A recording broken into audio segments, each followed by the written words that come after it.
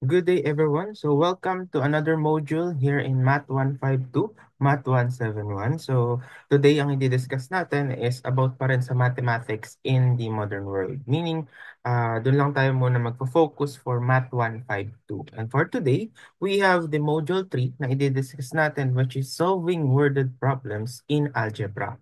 Here in our module 3, we have objectives which translate word problems into algebraic expressions and apply algebra to solve worded problems. So dito po sa ating Module 3, bibigyan tayo ng statements. Bibigyan tayo ng problem with statements wherein i-convert po natin sila into algebraic expression or equation. Okay, wherein with those expressions and equation, magagamit natin sila to get values, to get answers dun sa tinatanong sa ating problem. So, most of the times, linear equation lang naman ang nafo-form natin in worded problems. Ngayon, application po siya ng systems of linear equation. Okay, but sometimes may mga case din, ang na-encounter natin dito ay naka-quadratic, naka-cubic function. Pero ang focus lang natin today is naka-linear equation. If ever man na may ma-encounter tayo in this lecture video na naka-quadratic equation, tatry natin siyang sagutan step by step. Okay, so let's proceed to our proper discussion here in Module 3. Here in solving worded problems in algebra, we have different steps. We have 8 steps. Hindi naman ibig sabihin 8 steps ang ating procedure sa pag-solve ng worded problems dito sa algebra. Hindi naman ibig sabihin susundin natin silang lahat. Pwede nating may laktawan as long as naiintindihan natin saan galing ang mga values, saan galing yung mga equation na na-form natin. Okay? But if you are a beginner or hindi ka pa rin gamay sa pag-solve ng worded problems, I advise sundin natin step by step ang ating procedure. Anyway, let's proceed sa first step. Read the problem carefully. Make sure you understand the problem. Kung kailangan basahin ng paulit-ulit, basahin. Okay? So, if mahaba naman yung time, especially if it's a take-home activity, yung problem natin, basahin lang ng paulit-ulit hanggang maintindihan natin. So, pwede nyo tagalugin as long as maintindihan nyo yung problem na ibinigay sa atin. For the next step, identify the unknowns. Determine what the problem is asking for. Assign variables like x or y to the unknowns, meaning may mga statements po tayo sa problem wherein may mga hint po doon. Okay, so sinasabi, ano yung value ng ganito, ano yung value ng ganyan, and then magse-set po tayo ng variables. So, okay, so pwede mong gamitin si x and y, which is the very common variables na isiniset po sa pagsosolve ng worded problems. Okay. And then dito din po, meron tayong extract key information. Pick out the important numbers, relationships, and conditions given in the problem. Okay. So dito, may mga statements nga po tayo sa problem wherein may mga keywords po tayo. No? So later, tatry natin at least ibigay yung mga basic keywords wherein yung mga keywords na yun is nagbibigay sa atin ng operations.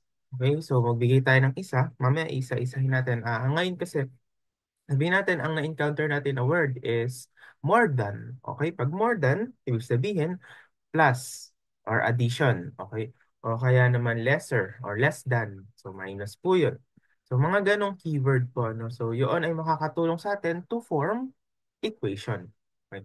We have the fourth step, translate words into equation. Okay. Convert the verbal statements into algebraic expressions or equations. Look for keywords that include mathematical operations. So gaya ng sabi natin kanina, yung mga binigay nating example ng add, more than, less than is minus, something like that po. Yung mga yun, isahanapin natin. And then with that, makaka-form tayo ng equation.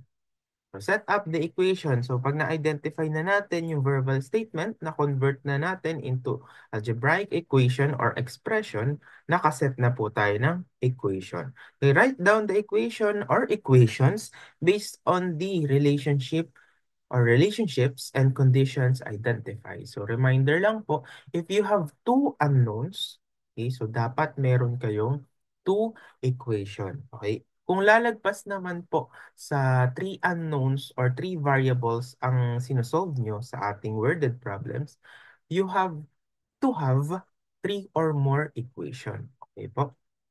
Next, solve the equation. Use algebraic methods to solve for the unknown variables. So makaka-form po tayo ng equation dito. So paki-recall lang ang ating discussion for the systems of linear equations. Yung methods po natin doon yung dalawa, which is the elimination and substitution method. So doon yung dalawa na yun, i-apply po natin dito to solve the unknown variables. Next, check your solution. Substitute the solution back into the original problem to verify that it works. Okay, so pag nakakuha po kayo ng sagot, hindi ibig sabihin, yun na agad yung final answer nyo. I-check nyo yung solution nyo, especially yung sign, which is the common mistakes po ng students. Check nyo din yung grouping symbol nyo, baka kasi nagkulang yung grouping symbol, maapektuhan yung sign po ng ating equations. Okay? And lastly, write the answer. Kapag na-check nyo na yung sagot nyo, tama, tumama sa statements na nasa problem yung sagot, isulat nyo na yung sagot nyo. Clearly state the answer in the context of the problem. So, po pwedeng nakalagay, therefore, the age of Mary is 8 years old na si Mary and John is 5 years old, something like that. Kumbaga po, naka-conclusion or statement form. Okay, so i-box out nyo rin po yung values ng mga nakuha nyo na final answer. So, ito po yung mga keywords na binabinggit natin kanina. So, pag ang nakita nyo ito sa first column natin, ano? Pag nakita natin si problem, sabi, sum or plus, total of, together, added to, combined. Ayan po yung more than, yung example natin kanina. Older than, farther than, consecutive, greater than, increased by. Papasok po tayo kay addition. Okay? So, ito yung mga common. Most of the time, ito yung na-encounter natin. Okay, pero may iba pa po yan. Ano? So don't worry, nakastate lagi yan sa problem. So wala naman tayong assumption na kailangan gawin. Next, we have the subtraction. Kapag ito yung mga terms na nakita nyo po, ayan, left, less, minus, or yung less than, na example natin kanina, difference, etc. Papasok po tayo kay subtraction na operation. Okay? Next, multiplication of twice, triple, each times product of multiplied by. So lahat yan under kay multiplication operation. And lastly, we have division. In, per, split, etc. Okay, so yan po ay pwede nyong i-memorize. Pero advice ko para mas matandaan nyo siya naturally and at the same time, ma-practice kayo ng pagsasolve ng worded problems, magsagot po tayo ng problems. Okay, tapos i-apply po natin itong mga operation. May isa pa, okay, di ba, may addition, subtraction, multiplication, and division. Of course, meron ding equal. Okay, yung equal sign natin. Pag na-encounter nyo po sa problem, yung word na is, was, where, are, yung mga yun po, ibig sabihin po nun is equal. Okay? Equal sign po yun. Hindi lang na isama sa ating presentation, but take note of that. Okay? Okay, so para mas maintindihan natin yung pagsasolve ng problems, let's try to apply those steps dito sa ating examples. So let's proceed to our first example here in Module 3. Find the product of the two numbers such that twice the first added to the second equals 19. And 3 times the first is 21 more than the second. Okay. So here in first example, let's try to apply yung mga steps po natin, yung 8 na binanggit natin. First, we have read the problem carefully. So pwede nyo basahin pa ulit-ulit. Gaya ng sabi natin kanina, pwede nating Tagalogin para mas maintindihan natin mabuti. So sabi sa problem, hanapin daw natin yung product ng dalawang number. Pero yung dalawang number na yun, hindi pa natin alam kung ano po yan. Okay? Such that twice the first added to the second equals to 19. So ibig sabihin, doblehin daw yung first number, tapos idagdag sa pangalawang number, tapos ang magiging sagot natin is 19. And then yung last statement is triplehin yung first number. Ang magiging sagot niya o katumbas siya ng second number pag dinagdagan mo ng 21. Okay? So, pwede nating Tagalogin kagaya ng ginawa natin. Pero kung hindi pa rin magets, basahin nyo lang paulit-ulit. Next, identify the unknown. So gaya na sabi natin, ang hinahanap po natin is product of the two numbers. But of course, hindi naman natin mahahanap si product kapag hindi pa natin alam itong two numbers. So therefore, iset po natin that x is the first number sa ating problem. And then y naman yung ating second number na hinahanap. Okay. So sabihin natin, yung x times y, ito yung ating hinahanap. Okay, so hanapin muna natin si x and y. Third, extract key information. So binigyan tayo ni problem ng information like yung 19 and then 21 and then more than the second, something like that. So nabasa na naman natin siya, naintindihan naman na natin siya. So let's proceed to our fourth step. Translate words into equation. Okay, dito, babasahin ulit natin yung statement and then i-identify natin kung ano yung mapo-form niya na equation. Doon sa una, find the product of the two numbers. Ito na po yun. And then for the next statement, such that ito twice daw natin si first number na x added to the second na y equals 19. Okay? So ito po yung magiging equation number 1 natin. Then doon tayo sa pangalawang statement. And 3 times the first, triplehin daw po yung first. Tapos as you can see, may is po dyan. Ibig sabihin, may equal sign tayo agad. And then 21 more than the second. Okay, so y plus 21. So pwede nating ayusin yan, itong equation na ito, kagaya ng form ng ating equation 1. So pwede nating i-rewrite, sorry, nagkamali tayo dito sa y. Ito, x po dapat ito. Right ko lang kasi sabi 3 times the first. So x dapat yan. Anyway, ilipat natin yung y sa kabilang side, sa left.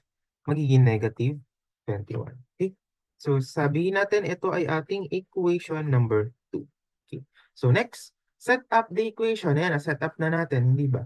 And then 6, solve the equation. So meron tayong equation 1 and 2. So bahala na tayo kung ano yung gusto nating gamitin na method sa dalawa. Substitution ba or elimination? So para mas mabilis, and mas madali, pwede natin gamitin si elimination method. So by elimination method, yung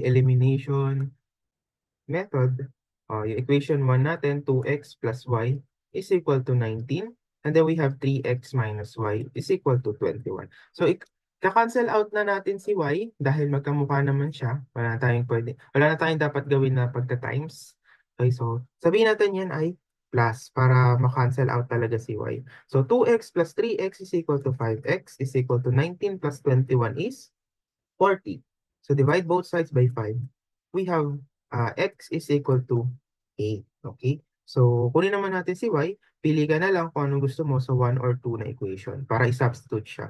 Okay, so doon na lang tayo sa equation number 2. Okay, so 3x minus y is equal to 21. We have 3 times x minus y is equal to 21. Yung y iiwanan natin sa kaliwa. We have negative y is equal to 21 minus 3 times 8 is 24. Okay, so negative y is equal to 21 minus 24 is negative 3. Divide both sides by negative 1 para maging positive sila. So we have x is equal to 8 and y is equal to 3. So pwede kayo mag-check para sure kayo by checking. Doon tayo sa equation 1, substitute natin sa equation 1. 2 times yung x natin na 8 plus yung y na 3 is equal to 19. 2 times 8 is 16 plus 3 is equal to 19. 16 plus 3 is 19 equals to 19. So as you can see, nag-equal sila. Therefore, ito po yung ating sagot. Okay? So na-check na natin yung solution natin.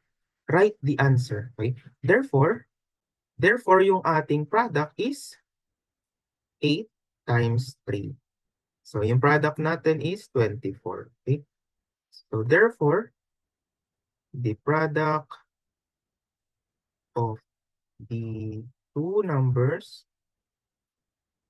is 24. Okay? So, ganito po natin sinusulat yung ating sagot. But sometimes in our multiple choice questions, 24 lang yung nakalagay. Hindi na nakaganitong form. Okay? So for the next example, we have find the fraction such that if 2 is subtracted from its terms, it becomes 1/4. But if 4 is added to its term, it becomes 1/2. Okay? So dito, ang gagawin natin, ulitin lang natin. Read the problem carefully. Okay, so kung tatagalogin natin yan, ano daw yung fraction wherein pag nagbawas ka ng 2 sa numerator and denominator, which is yung terms po yun, magiging 1/4 daw po siya. Pero kung ikaw ay nagdagdag ng 4 sa numerator and denominator, magiging equal daw po yung fraction sa 1/2. Okay? So next, identify the unknowns. Ang unknown po natin is yung ating mismong fraction. Sabihin natin, yung fraction natin ay x over y. Wherein yung x po natin is, yun yung ating numerator. And then yung y is ating denominator. Okay, so po pwede nyo namang iset yan na n over d para, kumbaga, initial lang ng numerator and denominator. It's up to you po, okay, kung saan kayo mas madadalian. So, x and y na iniiset natin dito sa ating discussion. So, i-proceed na po natin. Next, extract the key information. So, binigyan tayo ng mga i-add, binigyan tayo ng values kapag in-add or sinubtract yung binigay sa atin. Next, translate words into equation. Okay? So, dun tayo sa first statement na such that if 2 is subtracted from its terms, sabihin natin si x, binawasan natin ng 2, yan yung numerator. Si y, binawasan natin ng 2, it becomes 1/4. Okay? So, pwede natin gawin dyan is, i-cross multiply po natin yan. Okay? So, ito ay buo. So, dapat i-cross multiply natin yan ng buo. So, we have 4 times x minus 2 is equal to y minus 2. Okay? So, simplify pa natin, 4x minus x is equal to y minus 2. Simplify pa ulit natin, we have 4x. Yung y, lipat mo sa kaliwa, is equal to yung negative 8 na ito, lipat natin sa kanan, magkakaroon ka ng 8 minus 2. So, 4x minus y is equal to 6. So, sabihin natin, ito yung ating equation number 1. Okay, so okay na po tayo sa first statement. Proceed tayo sa next. It becomes 1/4. But if 4 is added to its term, sabi niya, pag dinagdagan natin ng 4, yung ating numerator and ang ating denominator, magiging 1/2 po siya. So ulitin natin, mag-cross multiply po tayo ulit. We have 2x plus 4 is equal to 1 times y plus 4. So simplify po natin, 2x plus 8 is equal to, so distributive property lang po yan. So, y plus 4. Lipat natin si y sa kaliwa. We have 2x minus y. Si 8 magiging negative 8 plus 4. So, magiging 2x minus y is equal to negative 4. Okay? So, sabihin natin, ito si equation number 2. Okay, set up the equation. Ayan, na-set up na rin natin. Next, solve the equation. So, gamitin ulit natin si elimination or substitution method. So, doon na lang tayo kay elimination. So, we have 4x. Sulat muna natin by elimination method. So we have a 4x minus y is equal to 6. We have 2x minus y is equal to negative 4. Okay? So pwede natin i-eliminate na lang agad si y dahil parehas naman sila ng coefficient na 1. So negative sila parehas. So para ma-eliminate yan, dapat i-minus natin. Para yung negative na ito maging positive pag minultiply sa minus sign. Okay. So 4x minus 2x is 2x. So negative y minus negative y is cancel out dahil magiging positive po siya. Equal to 6 minus negative 4 is 10. So divide both sides by 5, by 5, by 2, sorry, by 2. Para ma-extract natin si x, we have 5. Okay? Then for the value of y, substitute lang natin sa isa sa kanila. Dito na lang sa equation 2. 2x na 5 minus y is equal to negative 4. So 2 times 5 is 10 minus y is equal to negative 4. So negative y is equal to negative 10, negative 4. Negative y is equal to negative 14. So para maging positive sila both sides, pwede natin i-divide yan sa negative 1 or pwede natin i-multiply sa negative 1. Parehas lang po yun. So y is equal to 14. So hindi pa yun yung ating final answer. Let's check our solution o yung answer na nakuha natin. So by checking, so dito na lang tayo sa first equation. So 4, yung x na 5 minus yung y na 14 is equal to 6. So 20 minus 14 is equal to 6. 20 minus 14 is 6. is equal to 6. Therefore, yung x na 5 and 14 na y is, yun po yung ating sagot. But ang hinahanap sa atin is fraction. Okay, so we have x over y na fraction. Yung x yung numerator na 5. And then yung y denominator na 14. Okay, therefore, the fraction is equal to 5 over 40. Okay. So ito po yung ating final answer, which is yung hinahanap ng ating problem. Let's proceed to our third example. So yung first and the second example is tinatawag nating digit or number problems. So dito sa ating example 3, as you can see, age na yung pinag-uusapan. So tawag na dito is age problem. Okay. Anyway, we have here the sum of Kim's and Kevin's ages is 18. In 3 years, Kim will be twice as old as Kevin. What are their ages now? Okay. So dito, hindi ko na nilagay yung steps natin. So try natin siya i-solve. Kumbaga, parang freestyle ano. So parang solve natin siya ng mas mabilis. So hindi na natin sila iisa-isahin. Tuloy-tuloy na po ano. So the sum of age is 18 daw. So sabihin muna natin yung age ay x for Kim. Okay? So Kim's age. Okay? And then y is Kevin's age. So sabi dito, the sum, ibig sabihin, plus po yan. Ano? Tapos, may is, so equal po yan. So sabihin natin, x plus y is 80. So in 3 years, Kim will be twice as old as Kevin. So in 3 years, meaning yung x po na yan ay magiging x plus 3. And then yung y is magiging y plus 3. Okay? So ngayon, sabihin natin x plus 3. Ito po yung age ni Kim.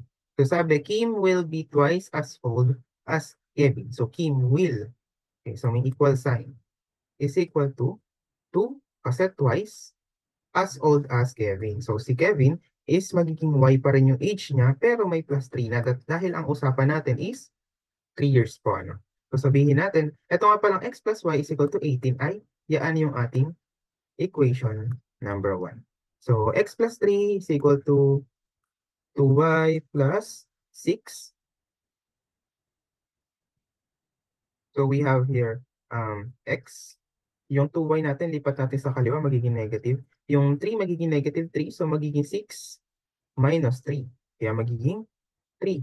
Okay, so ito yung ating equation number 2. Okay? So next is elimination method na lang ulit tayo. So we have x plus y is equal to 18. X minus 2y is equal to 3. Okay. So eliminate na lang natin si x since parehas yung kanyang coefficient.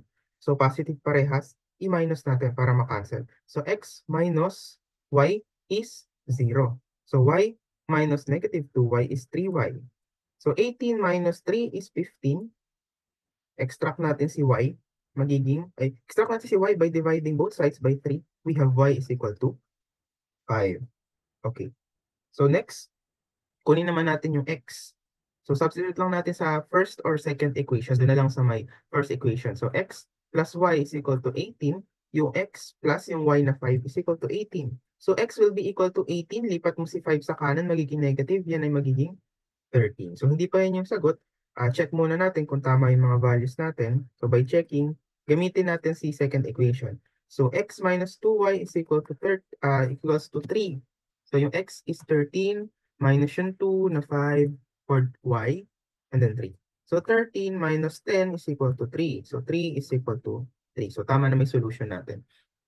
So ang hinahanap is yung ages nila today. So today is, eto po, huwag kayong malilito. Kasi, etong 3 years po na ito is future. So, hindi naman now yung future eh. So, hindi natin gagamitin si x plus 3 na ito sa y plus 3.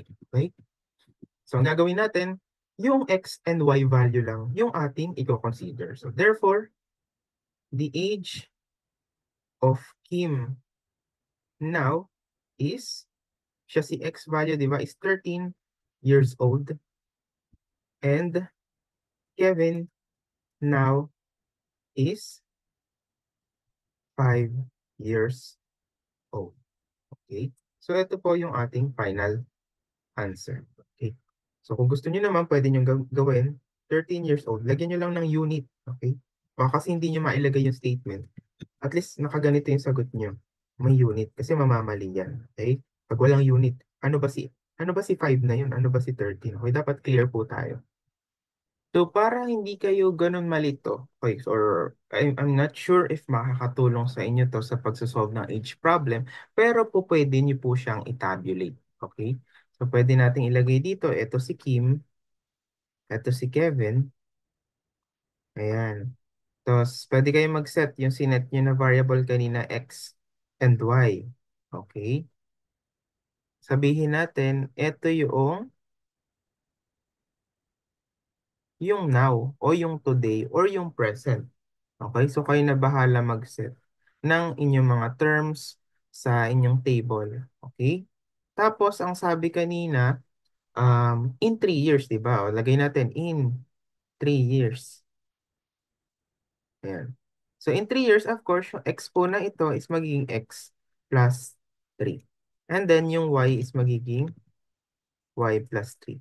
Kumbaga, meron lang kayong guide. Tapos, etong mga equation na to, ay expression na yan, gagamitin na natin dito sa ating equation. Okay? So, depende sa inyo kung gusto nyo mag-tabulate muna and then proceed kayo sa solution kagaya po nito. For example, number 4, we have present. The sum of the parents' ages is twice the sum of the children's ages.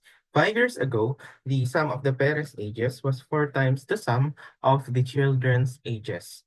15 years hence or forward, the sum of the parents' ages will be equal to the sum of the children's ages. Okay, so medyo maraming statement or medyo maraming sentences ang binigay sa ating problem. Pero itry natin siyang isa-isahin. Okay? So mag-set muna tayo ng variables para mas ma-solve natin yung ating given problem. So sabihin natin, x is the sum of parents' ages. Okay? And then for y, sum of the children's ages. Okay? So isa pa dito, how many children are there? Sabihin natin n yung number of children na tinatanong po.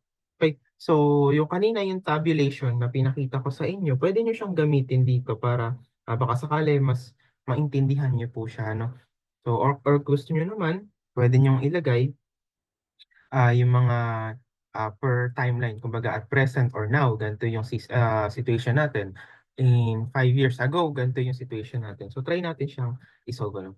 So for the first statement, present po yung binigay sa atin. Sabihin natin now. Okay.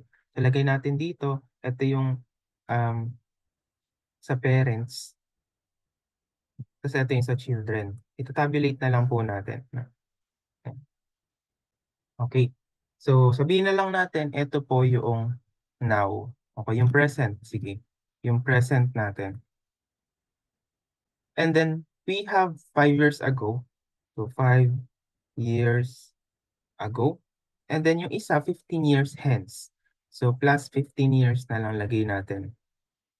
Okay. So, sa present natin, sabihin natin, yung parents or yung sum ng ages ng parents is yung X na isinet natin. And then, yung sa children is Y. Okay? And then proceed tayo sa 5 years ago. Okay, sa 5 years ago, syempre yung X na ito, mababawasan. Okay? So yung X minus, since dalawa yung parents, of course, ang mother, isang father, yan ay 2 times 5. Okay? Syempre, 10 yung X, ibig sabihin, yung mother mababawasan ng 5 years, and then si father is mababawasan ng 5 years din, kaya magiging 10 po siya. Okay? And then si children, ganun din, Y, mababawasan ng kung ilan si children. Hindi natin alam ilan si children dahil nga po, yun yung hinahanap natin sa problem.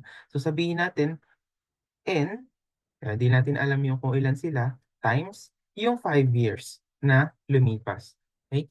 So, lahat sila, kung halimbawa, 7 sila, so syempre, 7 silang mababawasan ng 5 years. Kaya tayo magma-minus ng N sa ating Y. Okay? O, doon naman tayo sa 15 years hence. Si parents, of course, madadagdagan niya ng 15, but magkakaroon tayo ng multiplier na 2 dahil nga dalawa sila. So same goes dun sa 5 years ago na ginawa po natin sa sum of the ages nila. And then y minus, of course, hindi natin alam kung ilan nga, ay sorry, plus po yan, ano, kasi future. Okay? So n times 15. Okay. So now, meron na tayong mga expressions. So ang sa sunod natin gawin is i-set up natin yung ating mga equation. Okay? So at the present, o doon muna tayo sa present, the sum of the parents' ages, x, is equal to twice the sum of the children's ages. So yung sum ng ages ng children is y, tapos twice daw. O, ito na po yung ating first equation, or pwede nating i-rewrite yan as x minus 2y is equal to 0. Equation number 1. Next statement or next sentence, 5 years ago. So focus tayo dito sa expressions na yan. The sum of the parents' ages was 4 times. Or the sum of the parents' ages was, so yung ating x minus 2 times 5 magiging x minus 10 po. Nasa 5 years ago tayo. Yung was, asan yung was? Ito po, equal sign. Is equal to, yan, kasi was. Then 4 times the sum of the children's ages. So ito na po yung gagamitin natin dahil nakapunta tayo sa 5 years ago. So yan ay y minus 5n. Okay? So pwede natin simplify yan. So we have x minus 10 is equal to 4 times y is 4y minus 4 times 5n is 20n. So si 4y lipat natin sa kabila, we have x minus 4y is equal to, yung 10 na to, yung negative 10, lipat natin sa kanan, magiging 10 minus 20n. Okay, kung gusto nyo naman, i-rewrite natin ng positive 20n. Itong isa na to, iwanan natin sa kabilang side. Tapos yung negative 10 sa kaliwa, dalhin lang natin sa kanan. So now we have equation number 2. Next, for the last sentence, 15 years hence, ito na po yung expression na gagamitin natin. The sum of the parents' ages, so x plus yung 15 times 2 is 30, will be equal to the sum of the children's ages. So equal na daw sila nung sum noong ages ng kanilang mga anak. So we have 15n, simplify lang natin kagaya ng equation number 2. Yung y sa kanan, lipat mo sa kaliwa. And then yung positive 15n, dali lang sa kaliwa, negative 15n is equal to negative 30. So equation number 3. So now we have 3 equations. Dahil nga po 3 yung ating unknowns, ang gagawin natin dyan is magka-cancel lang tayo o mag-eliminate tayo ng ating mga variables. So yung equation number 1, wala siyang n. So hindi tayo makakapag-eliminate ng n dyan. Kapag ginamit natin si equation 1 together with equation 2 or 3. So gagawin natin si n muna yung i-eliminate po natin. Ano? So eliminate n. Okay. So using equation 2 and 3. Yan. So si x minus 4y plus 20n is equal to 10. And then yung kabila is x minus y minus 15n is equal to negative 30. Okay? So para ma-eliminate natin yan, pwede naman natin gawin. Since magkaiba yung coefficient nila, isang 20 and 15, para magkamukha sila ng coefficient, multiply natin sila both equation 2 and 3 sa, yung equation 2 is 15 para magkamukha sila. Yung equation 2 naman is sa 20. So medyo malaki lang yung magiging sagot natin. Okay? So magiging 15x minus 4 times 15 is 60y. Okay? Plus, yung 15 times 20 is 300n is equal to 150. O, doon tayo sa equation number 3, magiging 20x minus 20y. Yung 20 times 15 is, negative to, is 300n. At negative 30 times negative 20 is equal to negative 600. Okay? So as you can see, yung ating 300n sa equation 2 is parehas sa 300n sa equation number 3. But the difference is positive and negative po siya. Therefore, gamit tayo ng addition na operation. Okay, so 15x plus 20x is 35x. So negative 60y plus negative 20y is negative 80y. And then 300n plus negative 300n is cancel out. Equals to negative 60 o negative 600 plus 150 sa taas. We have negative 450. Okay, so we have equation number 4. Okay, so as you can see, x and y na lang yung unknown sa equation 4. Gamitin natin si equation 1 since hindi pa natin nagagamit. So pili ulit tayo ng i-eliminate sa kanilang dalawa. Sabihin natin, ang eliminate natin is si x. Okay, kung ganun, lagay muna natin x minus 2y is equal to 0. Okay, so since hindi pa natin may eliminate yan, i-multiply natin si equation number 1 sa 35. Okay? So we have 35x minus 80y is equal to negative 450. Kinopya ko lang po equation number 4. We have 35 times x is 35x minus 2 times 35 is 70. Yung y is equal to 0. Okay. So since positive para si 35x ng equation 1 and 4, i-minus natin yan. So magkakaroon ka ng negative 80y minus negative 70y is negative 10y equal to negative 450. So divide both sides by 10 or negative 10 para ma-extract si y. You will have y is equal to positive 45. So as you can see, yung 45 na ito na y is yung sum of the children's ages at present. Okay, pero hindi po yan yung ating hinahanap. Ang hinahanap natin is ilan ba silang mga bata o ilan silang mga anak. Okay. So para makuha natin si n, i-substitute natin muna yung y na ito sa ating equation number 4, which is ito po, para makuha natin si x.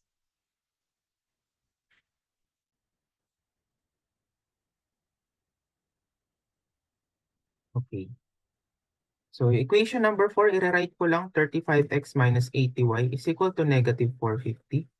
So yung y natin is 45. So 35x minus 80 times 45 is equal to negative 450.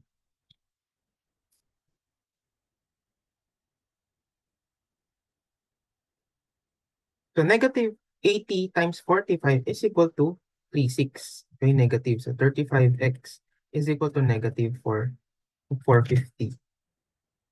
O, iwanan natin si 35x sa kaliwa, lipat si 36 sa kabila, magiging positive minus 450. Okay, 35x is equal to, yung 36 minus 450 is equal to 3150. 3150. Divide both sides by 35 para ma-extract si x value. We have divided by 35 siya. So x is equal to 90. So yung 90 po is yung sum of the ages of parents at present. Okay, so hindi pa yan yung hinahanap natin, yung n po. Okay, so now we have x and y values. Ang gagawin na natin is substitute natin siya sa mga equation na na-form natin kanina na mayroong n variable. Okay, so check lang natin yung equation natin.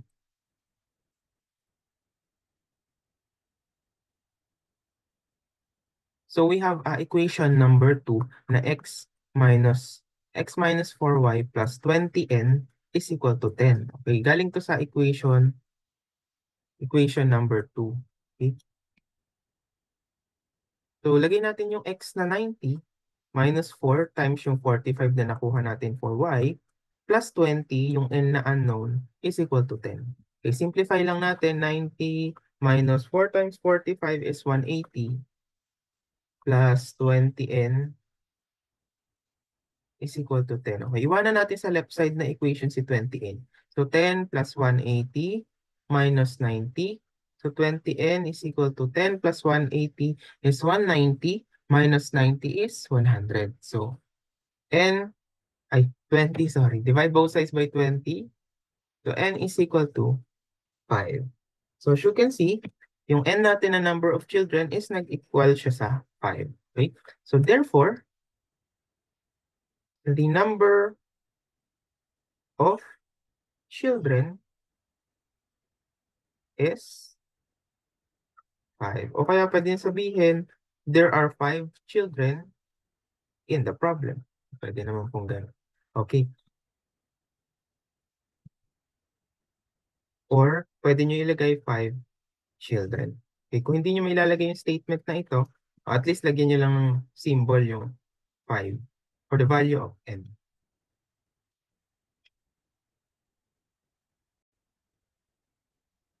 Okay. So here in our fifth example, so ibang approach naman siya. No? So tapos na tayo sa age and number problem. So pagdating dito sa example 5 is para siyang velocity. Velocity problem, speed problem. Kasi may mga nakikita tayo dito kph or kilometer per hour or meron tayong distances and then meron tayong time. Anyway, dito sa ating example 5, it is stated na meron daw tayong dalawang plane or two planes leave Manila. So ito yung limbawa si Manila. Okay. Manila. Tapos, nagpunta daw sila sa Southern City. Sabihin natin papunta na lang dito sa Southern City. Pa-south na lang, ano? Pati city. So, in distance niya is 900 kilometer. Plane A travels at a ground speed of 90 kilometers faster than the plane B.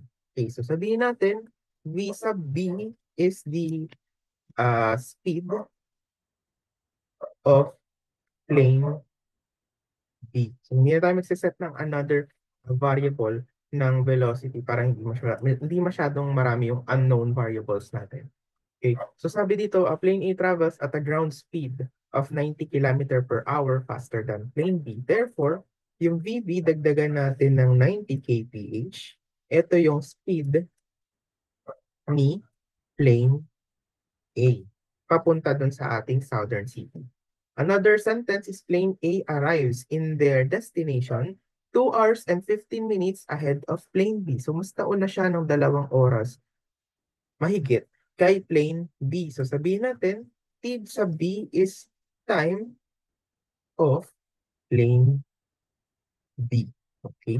Therefore, yung time ni B, babawasan po natin ng 2 hours and 15 minutes kasi mas mabilis nakapag-travel si plane A papunta dun sa Southern City. Kaya babawasan po natin. Ngayon, 2 hours and 15 minutes is equivalent po niya is 2.25. Okay? Time of plane A. Okay? So, ang tinatanong sa atin, what is the ground speed of plane A? So, ito po yung ating hinahanap. V sub B plus 90. Kaya lang, hindi natin yan mahanap without the value of V sub B.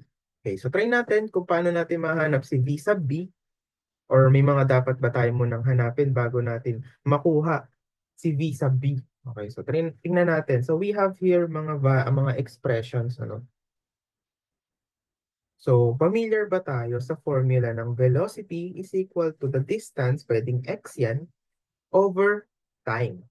So, tatry natin i-apply yung formula na to sa ating solution. So, gamitin natin si V is equal to x over t. So, for plane A,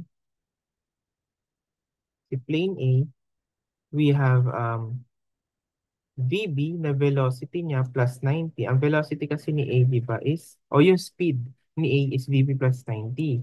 Yung x na, 900 over yung time na T sub B minus 2.25. Okay? So, ito yung sa plane A. For plane B, we have VB, o yung velocity ni B, o yung speed ni B. Yung 900, ganun pa rin. Since same sila ng ito travel. Then yung time niya na T sub B. Okay, so we have here two equations. So, gamin natin equation 2. Equation 2 yan. Tapos ito equation 1. Gawin natin, substitute equation 1, equation 2 to equation 1. Okay? So, yung VB na to, palitan natin ng 900 TB plus 90 is equal to 900 over TB minus 2.25. Okay. So, we have equation number 3. But here in equation number 3, you can see yung ating unknown o yung variable natin is isa na lang, which is TB. Therefore, it is solvable na po, ano. So, anong pwede natin gawin dyan? Try natin siya isolve algebraically. So, isolve lang natin siya, no? Algebraically, we have 900 TB, tapos may 900 TB, 900 over TB minus 2.25 sa kanan. Ang gawin natin, lipat natin sa kaliwa lahat ng may TB na variable. Okay? So, TB minus 900 over TB minus 2.25 is equal to 90. Okay? Negative. Okay. So, gawin natin, kunin natin yung LCD ng left side. We have TB times TB minus 2.25. Then ito magiging 900 times TB minus 2.25 minus 900 TB is equal to negative 90. Okay, so sisimplify lang natin yan by cross-multiplying. We have 900. Pero i-distribute na rin natin yung 900 sa TB minus 2.25. So 900 times 2.25 is equal to, we have 225 minus 100 TB is equal to negative 90 TB times TB minus 2.25. Okay, simplify pa natin. So ito pwede natin cancel out kasi same terms lang naman yan. We have 2025 negative. So we have negative 90 TB squared minus or plus negative 90 TB times negative 2.25 equal to negative or positive 202.5 TB. So ayusin lang natin siya, lipat natin sa kabila si 90 TB squared. Negative 202.5 TB minus 200 or 2025 is equal to 0. So as you can see, yan po ay naka-quadratic equation. Kung meron tayong quadratic equation, kailangan natin gamitin si quadratic formula. Okay? So dito na lang sila, dito natin ituloy by quadratic formula. So sa quadratic formula, dalawa yung nagiging sagot natin dyan. Okay? So tingnan natin kung alin yung i-consider po natin.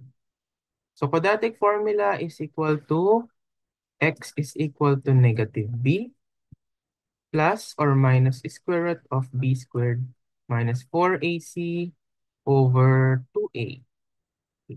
So we have a na 90, we have b na negative 202.5, we have c na equal sa negative 2,200, negative 2,025. Okay. Substitute lang po natin.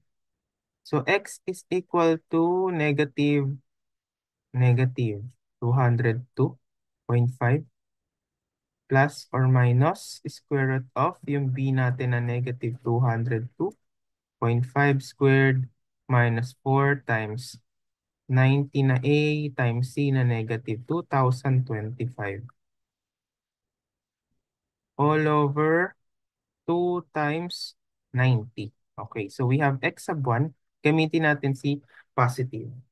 So, pag positive yung ginamit natin, 6 yung lalabas. Pero kung negative naman,